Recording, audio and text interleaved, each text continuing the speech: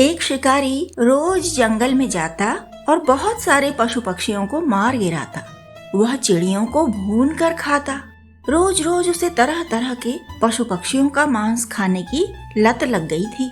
उसके परिवार के सब लोगों को उसकी यह प्रकृति पसंद नहीं आती थी। घर में चिड़ियों के पंख, खून, हड्डियां देख देख कर वे दुखी होते थे। उन्होंने बहुत प्रयास किए कि शिकारी मनुष्यता सीखे, जीव जंतुओं पर दया करे, शाकाहारी बने, लेकिन शिकारी नहीं सुधरा। तब सब ने उसे घर से निकाल दिया। वह जैसा था वैसे ही हिंसक रहा, न बदला न सुधरा। एक दिन वह जंगल से कुछ पक्षियों को जाल में समेटकर घर लौट रहा था कि सहसा बारिश होने लगी। बारिश बहुत तेज थी और घर बहुत दूर था उसका, इसलिए शिकारी आसपास कहीं सिर छिपाने की जगह खोजने लगा। एक जगह एक बहुत बड़ा बरगद का पेड़ दिखा। वह पेड़ के पास गया तो उसमें एक बड़ा सा कोटर दिखाई दिया जिसमें शिकारी घुस सकता था। शिकारी ने सोचा, इस कोटर में कोई तो रहता ही होगा। इस समय प्राण संकट में है, शरण मांग लेनी चाहिए।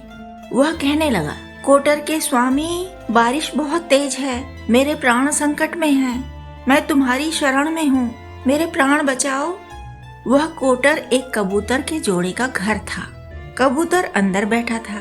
कबूतरी दाना चुगने गई थी और शिकारी के जाल में फंसी हुई थी। कबूतर अंदर बैठा रो रहा था क्योंकि कबूतरी बहुत देर से लौटी ही नहीं थी। जब कबूतर ने कबूतरी को जाल में फंसा देखा तो वह और भी अधिक रोने लगा। कबूतरी बोली, मेरे कबूतर, इस समय तुम्हें शरणागत की रक्षा करनी चाहिए, अतिथि का सत्कार करना चाहिए, तुम उधर ध्यान दो।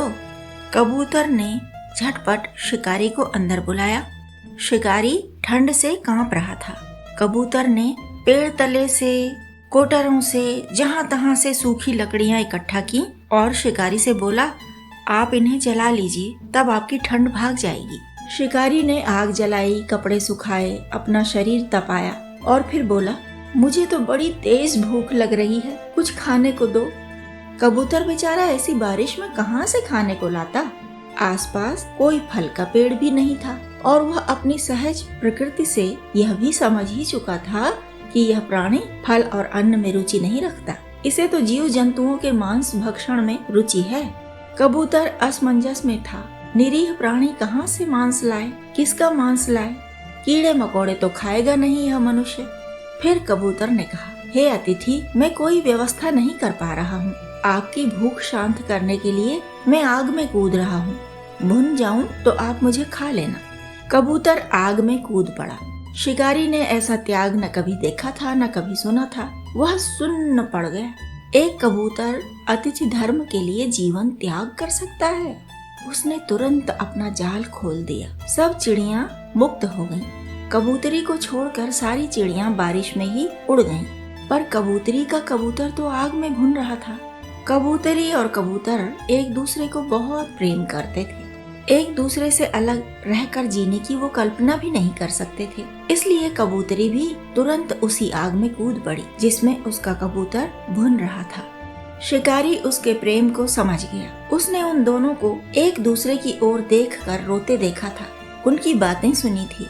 शिकारी का हृदय परिवर्तन हो गया। उसकी आत्मा जाग उठी और उसे धिक्कारने लगी। पूरे परिवार ने उसे कितना समझाया था पर उसने मांस भक्षण नहीं छोड़ा था।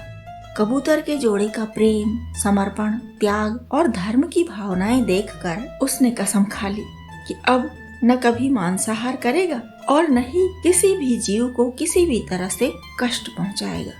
तो बंधु, हम लेकर आते ही रहेंगे आपके लिए जागने जगाने वाली कहानियाँ। आप बने रहिए हमारे साथ। वीडियो पसंद आया हो तो लाइक कीजिए, शेयर भी कीजिए ताकि अधिक लोगों तक हमारी बात पहुंचे और ज्ञान की चर्चा हो सके। और अगर अभी तक आपने सब्सक्राइब नहीं किया है तो तुरंत सब्सक्राइब कर दीजिए। यही तो हमारे बीच स्नेह का सेतु है ना बंधु।